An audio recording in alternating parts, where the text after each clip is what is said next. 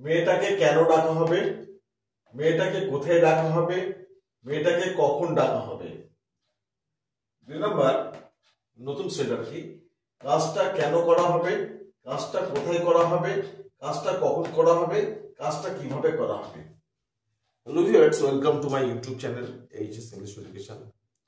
আজকে আপনাদের প্যাসিভে প্রশ্ন করার মহামন্ত্র শিখে দিচ্ছি।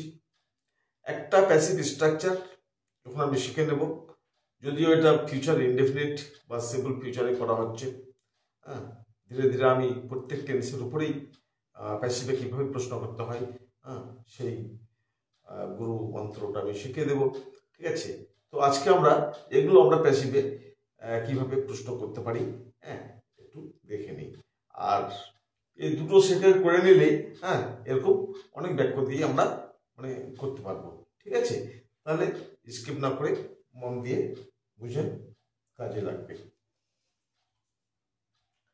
মেয়েটাকে কেন ডাকা হবে, ঠিক আছে, তাহলে আমরা যদি অ্যাক্টিভে বলি, হ্যাঁ, অ্যাক্টিভ ভয়েসে, তাহলে আমি মেয়েটাকে ডাকবো বা সে মেয়েটাকে ডাকবে। তাহলে কি দাঁড়াচ্ছে, একদম নিয়মটা বোঝাচ্ছি। ঠিক আছে, তাহলে ধরলাম যে কি এখানে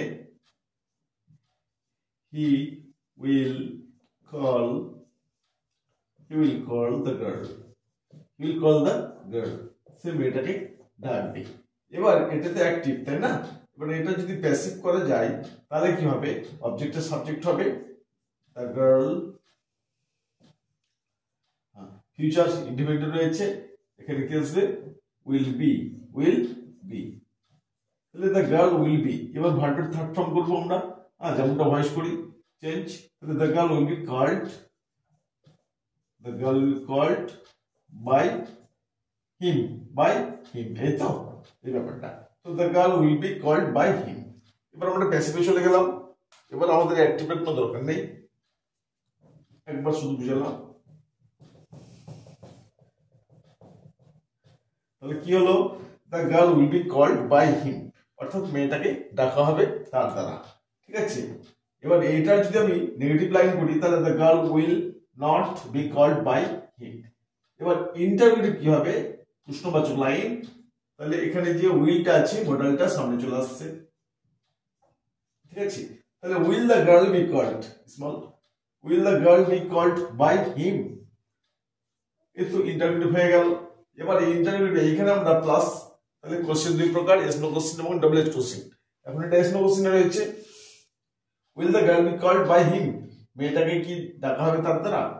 এখন লাগিয়ে দিচ্ছি ওয়াই মানে কেন,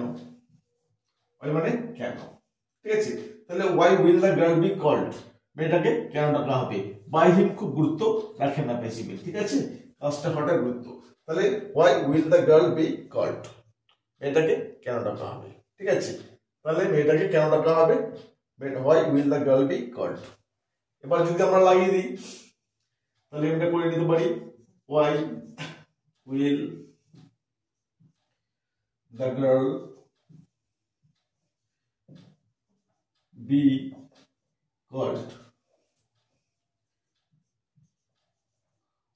তাহলে why will the girl be called.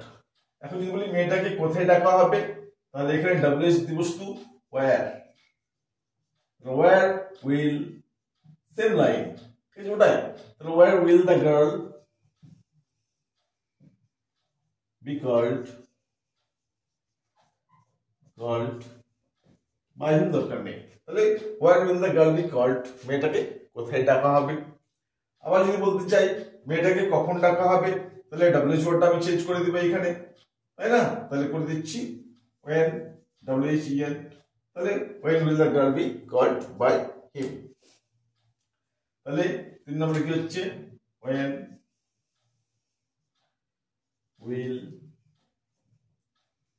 the girl be called, তাহলে when will the girl be called। তাহলে WH ওয়ার্ড গুলো আমরা চেঞ্জ করেছি, কি দিয়েছি, why, where, when, আর স্ট্রাকচার সব প্যাসিভে রয়েছে। তাহলে when will the girl be called, where will the girl be called, আবার when will the girl be called। ঠিক আছে, হাউ কিভাবে যদি বলি কিভাবে ডাকা হবে ফোনে না ইন এ পারসন, তাহলে এখানে আমরা করে দিতে পারি হাউ। এখানে যদি আমরা হাউ করে দিই, হাউ মানে কিভাবে, তাহলে কিভাবে how will the girl be called, মেয়েটাকে কিভাবে ডাকা হবে। এই একটা সেট গেল। দ্বিতীয় কি হচ্ছে, কাজটা কেন করা হবে, তাহলে কেন কাজটা করা হবে এই তো। তাহলে ধরে নিলাম রাম কাজটা করবে, Ram will do the work, Ram will do the work, Ram কাজটা করবে। এবার এটা যদি প্যাসিভ করি তাহলে কি হবে, তাহলে প্যাসিভ করলে আসছে কি the work will be done, the work will be done, do এর third form done. The work will be done, কাজটা করা হবে, হ্যাঁ, বাই হিম বাই রাম, গুরুত্ব রাখে না, ঠিক আছে। প্যাসিভের কাজটা হওয়াটাই বড় কথা। তাহলে মেন কথা হচ্ছে প্যাসিভ স্ট্রাকচার হলো দ্য ওয়ার্ক উইল বি ডান, ঠিক আছে। তো এটাতে অ্যাসার্টিভ লাইন, তাই না। এবার এটাকে আমরা ইন্টারভিউ করে নিব, তাহলে উইলটার সামনে মডেল সামনে আসলো, তাহলে কি হলো will the work be done, will the work be done, not of ইন্টারভিউশন। এবার এখানে ডাব্লিউ আমরা প্রয়োজন মতো লাগাবো, হ্যাঁ। যদি বলি ওয়াই মানে কেন, তাহলে why will the work be done, কাজটা কেন করা হবে। এখন যদি বলি when মানে কখন, তাহলে কি হচ্ছে when will the work be done, কাজটা কখন করা হবে। আবার যদি বলি where মানে কোথায়, তাহলে where will the work be done, কাজটা কখন কোথায় করা হবে, ঠিক আছে। তাহলে প্যাসিভ প্রশ্নগুলো খুব স্মার্ট লাগে, ঠিক আছে। when will the work be done, কাজটা কখন করা হবে, হ্যাঁ, এরকম বলা হচ্ছে না কাজটা কখন তুমি করবে, এরকম নয়। when will the work be done, হ্যাঁ, how will the work be done, কাজটা কিভাবে করা হবে, ঠিক আছে। why will the work be done, কাজটা কেন করা হবে, এই সমস্ত প্রশ্নগুলো। তাহলে ফিউচারের আজকে হলো, ঠিক আছে। আগামী পর্বে আমি নিয়ে আসবো আরো বিভিন্ন টেন্সের উপর, পাস্ট ইনডেফিনিট আছে, কন্টিনিউয়াস রয়েছে, ঠিক আছে। আশা করি বোঝা গেছে। এরকম ইনফরমেটিভ ভিডিও সহজে পাওয়ার জন্যই চ্যানেলটাকে সাবস্ক্রাইব করে পাশে থাকবেন। Thanks for watching.